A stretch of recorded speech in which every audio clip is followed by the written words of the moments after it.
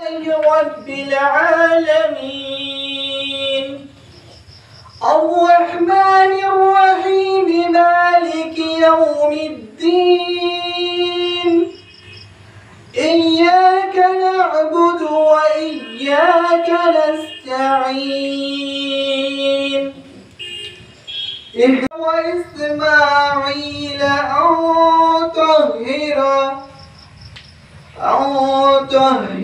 بيتي للطائفين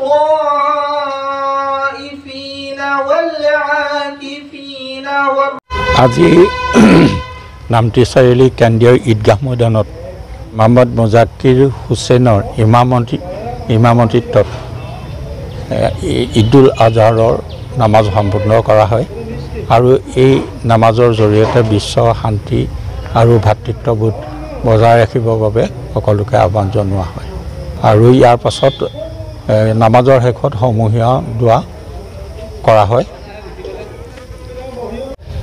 আজি যথেষ্ট বতৰ প্ৰতিকূল হৈ আছে, তাৰ মাজতো আমাৰ এই প্ৰতিকূল বতৰকো নেওচাই বিশ্ব শান্তিৰ উদ্দেশ্যে নামাজ সম্পন্ন কৰা হয় আৰু ভাতৃত্ববোধ বজাই ৰাখিবৰ বাবে আমি এটা বাৰ্তা প্ৰেৰণ কৰিছোঁ বিশ্বৰ সকলোৰে যাতে শান্তি।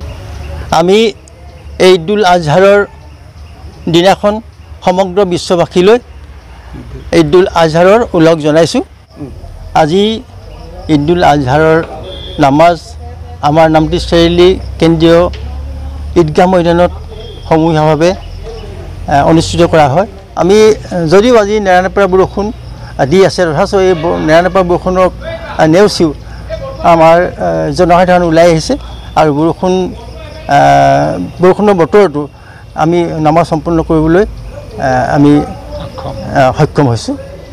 এই নামাজত আমাৰ গোটেই বিশ্বৰ সকলো সম্প্ৰদায়ৰ অৰ্থে সম্প্ৰদায়ৰ শান্তি আৰু সম্প্ৰীতিৰ অৰ্থে ইয়াত দোৱা কৰা হয় সমূহীয়াভাৱে আৰু আমি যাতে সকলোৱে এই দোৱাৰ জৰিয়তে একতা হৈ শান্তি সম্প্ৰীতিৰে একেডাল এনাজৰীৰে বান্ধ খাই থাকিব পাৰোঁ, তাৰ কাৰণেও আমি ভগৱানৰ ওচৰত আল্লাহৰ ওচৰত আমি দোৱা ৰাখিছোঁ।